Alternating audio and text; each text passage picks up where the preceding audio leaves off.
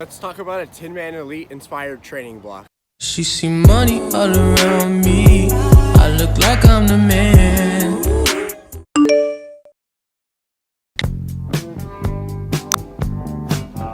It's only right that you should play the way you feel it. But listen carefully to Hey, welcome back to the channel. My name's Christian. I run for Cornell University on their cross country and track team.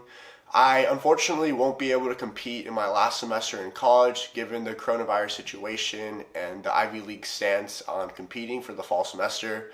So while I am really bummed about the circumstances, I still do plan on competing after college. I won't have a formal training regimen through Cornell. I do still plan on creating my own and getting into the ultramarathon mountain running scene. I had a lot of success using the Tinman training plan over the summer, over 2 summers ago now.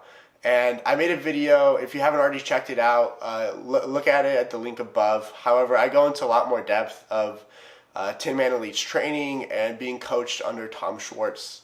So in this video, I thought it'd be helpful to come up with a training plan for others, including myself, of what I'm planning on doing for the next 12 to 16 weeks to help me prepare for my first ultramarathon race. To get things started, here's an example of the first 4 weeks that I'll be doing.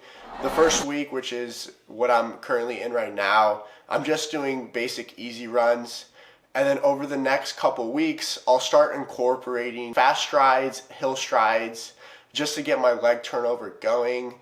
And then starting in week 4 or 5, I'll see how I'm feeling. I'll start incorporating some Tinman Elite workouts. So that looks like CV pace, a lot of thresholds, and everything in between. To give you an example of a CV workout that I'll plan on doing, it's 7 times 3 minutes on, 1 minute off at critical velocity pace. So for me, that's roughly around 5 to 5:10. If you haven't looked at Tom Schwartz's running calculator, I highly encourage you to do so. You can find that at runfastcoach.com. It'll also be in the description below. But basically how it works is you put your last result of whatever distance that you ran at, and then it'll compute different training paces depending on what your result was. So for me, over this past semester, I ran the 3K in 8:50, so that's where I'm getting all these paces from. So moving forward, I'll be using that guideline to help me come up with the different pacings for workouts. So the critical velocity workout is one example of something that I'll do. Another one is a threshold workout. So a staple in the training program will be something like 6 times 5 minutes on, 1 minute off at threshold pace. So that's around 5:20 to 5:30. And a lot of this is just on perceived effort. So I won't really necessarily focus on the pace as much, but rather the actual perceived effort. So those are 2 staple workouts that I'll be including in my training regimen. And a lot of this will be in mountains and hills that are around me. I'm currently in Ithaca, New York. However, I will be going back home to San Diego, where I'm from. And there's a lot of different regional parks there that I can get some mountain running in. So I'll be doing a lot of that and tailoring my workouts to the mountain running scene. However, this is applicable to anything that you're currently training for. So if it's a road race, track race, cross country, so on and so forth, you can just take these paces and workouts and apply it to whatever surface that you're training for. So just keep that in mind.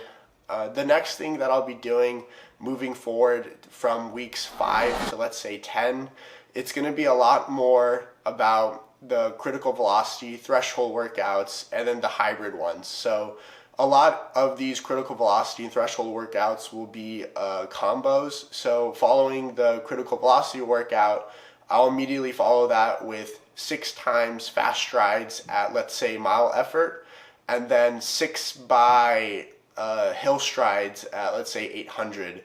So this really focuses on power and building up strength. So I highly encourage you to do that as well, just because it's great to get in this sort of threshold workout. However, immediately following that, you'll be able to get a lot of benefit from jumping right into some speed work just so you can get that leg turnover going while you're already tired. So those are just two types of workouts that I'll be doing. And while it will be in the mountain, I do plan on incorporating a couple of them on a track surface, just because mountain running and track running are completely different, and I still want to focus on emphasizing quick turnover on a flat surface, because I think it's really transferable if you were to do that in a hill environment. So that's something that I'll also be doing as well. As far as mileage goes, I'm going to gradually increase my mileage over the coming weeks. This week I'll probably hit around 40 miles and then incrementally increase it by around 10%, 15% while having some down weeks in there. And then I'll have peak mileage around 80 to 90, let's say. I'll obviously go a lot of this based on feel, and I really want to make sure that everyone's really dialed in with that, because just because you're running a lot of mileage doesn't mean that it's beneficial. And the reason why I will be doing that is because I'm training specifically for longer distance trail running events, and that's obviously going to get me in a great place if I'm training at a high volume. However, if you're training for a 5K or a shorter distance, then it might not necessarily be beneficial for you to have like insane mileage. But that's just a side note, because every training plan should be tailored to your specifications and what you're training for. So take everything that I'm saying with a grain of salt and try to apply it to whatever type of race that you're actually going to pursue. The next part of the training block will be from weeks 11 to 16, and these are going to be really crucial. A lot of this are just going to be things that I need to work on. So whether I think I need to do more speed types of workouts or stick with some of the threshold critical velocity. Another workout that I like to do that is inspired by Tinman Elite and something that I was given is a 5-mile cut down. So starting off at around easy tempo effort, so let's say 6 minutes, and cutting it down by 10 seconds each mile till I'm hitting around 5K race effort. And I really want to focus on the race effort part of this, because it's going to be really hard to drop like 450s, which is probably where I'm at for a 5K. And instead it'll probably end up being around like 510, 515, something comparable to what it would feel like if I was actually racing a 5K.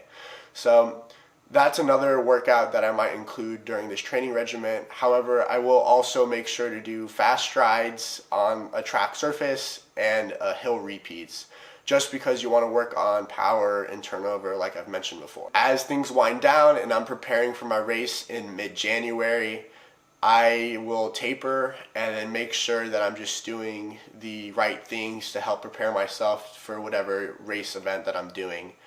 I really hope all this is helpful in your own training plans.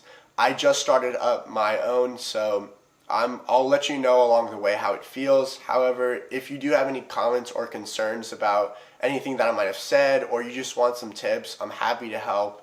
I want this YouTube channel to be educational and informative, and I want to help others with their running journeys, and I just want to pay it forward. So if you like this content, please like and subscribe to this YouTube channel, and I look forward to talking to all of you soon.